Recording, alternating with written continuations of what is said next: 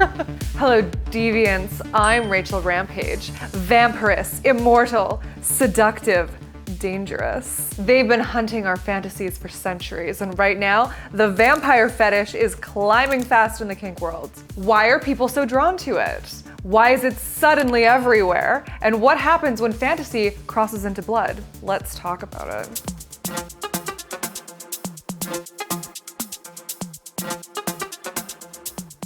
Quick disclaimer. This video is for educational purposes only, and only for consenting adults. No minors, no non-consent, no sneaky surprises. Everything I discuss is rooted in safe, sane, and consensual play. What is vampire fetish? When I say vampire fetish, I'm not just talking about Halloween costumes or the love of Dracula. It's the erotic thrill of predator and prey. It's power exchange taken to the extreme. One person becomes the immortal predator, the other becomes the willing victim. You'll see it in scenes where one partner wears fangs and takes on the vampire role, looming over their prey, whispering about hunger, controlling the space. And you'll see subs melt into surrender at the idea of being drained, owned, or turned into something new.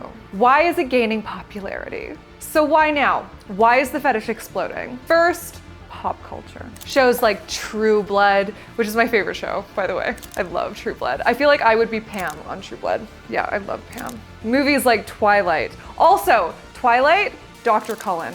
Dr. Cullen is the hot one. I know everyone was all like, oh, Edward or Jacob. No, has anyone seen Daddy Cullen? Even Anne Rice's interview with a vampire. They all blurred the line between terror and desire. Vampires became sex symbols, mysterious, irresistible, and dripping in dark power. Second, aesthetic. On social media, dark glamour is everywhere. Latex, corsets, leather, dramatic lighting. The vampire look fits this perfectly into the current wave of kink fashion. Third, fantasy fulfillment. Vampires embody eternal themes. Life and death, dominance and surrender. Some people crave being devoured. Others crave being the one who takes. The vampire fetish gives both sides exactly what they want.